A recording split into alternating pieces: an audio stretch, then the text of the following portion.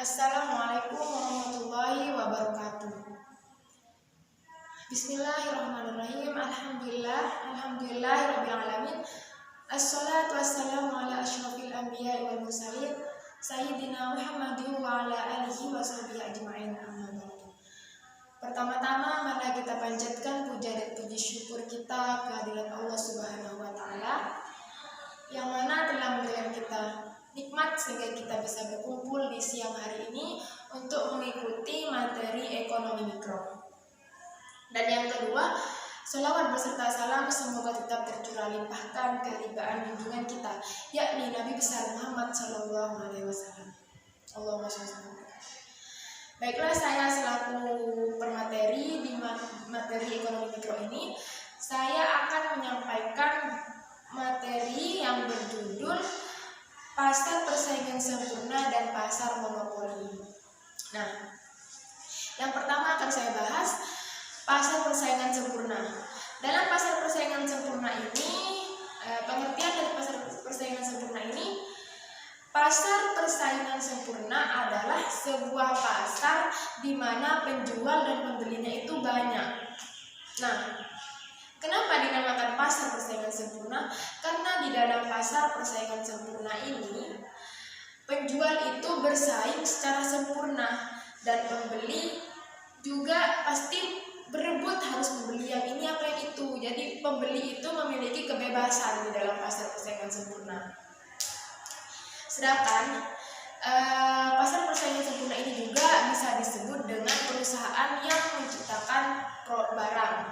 Nah, pasar persaingan sempurna ini lebih ke pasar kebutuhan pokok. Nah, di dalam pasar persaingan sempurna ini, harga di dalam pasar itu ditetapkan oleh pasar itu sendiri. Penjual tidak berhak untuk menentukan harga di dalam pasar itu. Sebanyak apapun barang yang dibeli atau yang ditawarkan, itu tidak akan bisa menaikkan atau menurunkan harga di dalam pasar tersebut.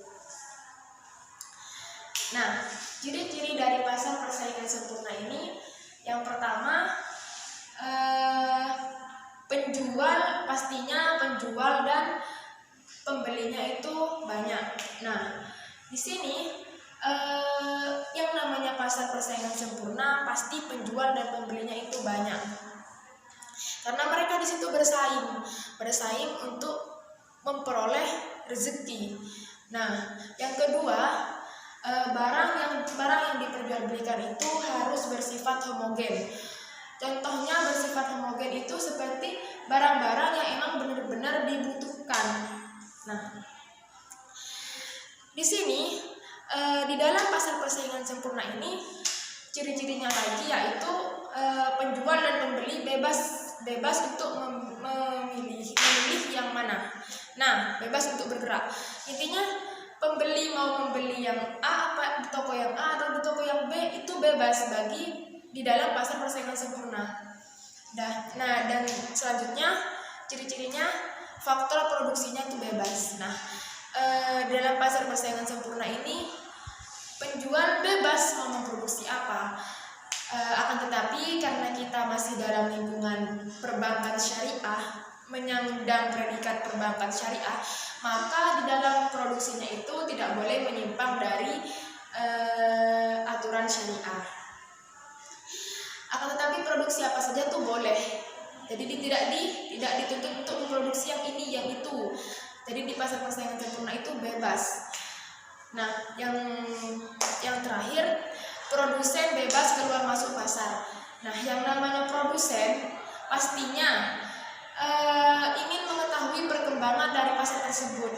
Jadi produsen itu wajib atau enggak, setidaknya bolehlah gitu keluar masuk pasar karena ingin mengetahui pasar ini berkembang atau menurun. Nah, seperti yang saya sudah siapkan di tabel ini, saya akan menjelaskan bahwa pasar persaingan sempurna itu seperti ini, nanti kita jelaskan. Dan contoh dari pasar persaingan sempurna ini seperti perusahaan beras. Perusahaan beras itu di mana-mana ada, dan paling lakunya itu perusahaan beras karena perusahaan beras ini lebih banyak penjualnya dan lebih banyak pembelinya. sebagaimana beras itu adalah kebutuhan pokok di Indonesia. Jadi wajarlah kalau perusahaan beras itu laku, karena beras kan merupakan kebutuhan pokok di Indonesia. Beda dengan di luar negeri. Kalau di luar negeri beras itu bukan kebutuhan pokok. Di luar negeri itu yang kebutuhan pokok itu adalah daging. Nah, saya akan menjelaskan yang ada di papan tulis. Nah, di sini harganya 20. Anggaplah harga berasnya 20. Nah, 20 dikali 1 karena untuk menentukan TR-nya ini maka price dikalikan quantity. Jadi 20 dikali 1 sama dengan 20. Nah, 20 dikali 2 sama dengan 40. Seterusnya sampai ke bawah. Seterusnya dikalikan sampai ke bawah. Untuk menentukan TR ini P dikali dengan Q. 20, 60, 80, 100,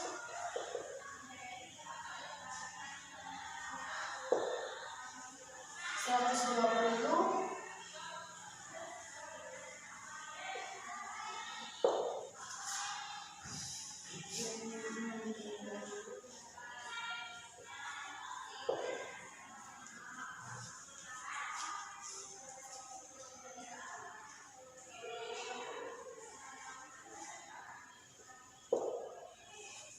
140,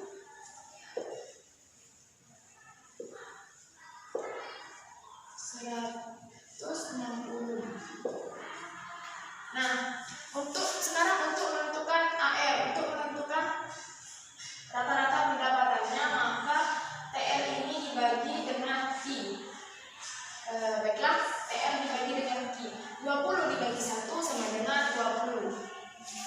40 dibagi 2 sama dengan 20. Dan seterusnya sampai ke bawah berarti 20 semua.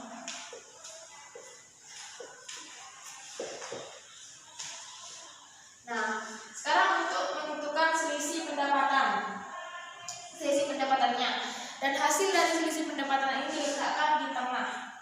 Nah, di sini akan saya jelaskan. Untuk menentukan selisih pendapatan ini maka delta TR ini dibagi dengan delta Q. Nah, 20 dibagi 1 sama dengan ini. Berarti di sini hasilnya 20. Nah, ini salah. Ini diletakkan di tengah. Terus selisih ini sama ini 20. Ini sama ini 20. Ini sama ini 20. Nah, kayak gitu seterusnya sampai ke bawah. Nah, baiklah. Berarti hasilnya adalah 20. Berarti hasilnya adalah P20 sama P sama dengan AR, P sama dengan AR sama dengan MR. Nah, seperti itu. Baiklah, kemudian pasar monopoli. Pengertian pasar monopoli itu, pasar monopoli adalah sebuah pasar di mana di dalam pasar itu ada satu penjual akan tetapi pembelinya banyak. Nah, pasar monopoli ini adalah kebalikan dari pasar persaingan sempurna tentunya. Dalam pasar persaingan sempurna, penjual dan pembeli itu banyak. Sedangkan dalam pasar monopoli, penjualnya satu akan tetapi pembelinya itu banyak. Nah, dalam pasar monopoli ini, pasar monopoli ini bisa menentukan harga sendiri.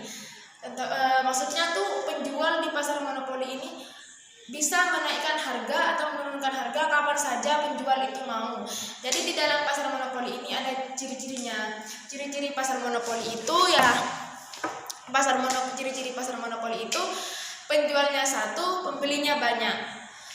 Nah, dan lagi dalam pasar monopoli ini harga barang bisa dinaikkan kapan saja. Jadi tidak seperti pasar persaingan sempurna. Kemudian faktor-faktor yang terjadinya pasar monopoli ini. Terjadinya pasar monopoli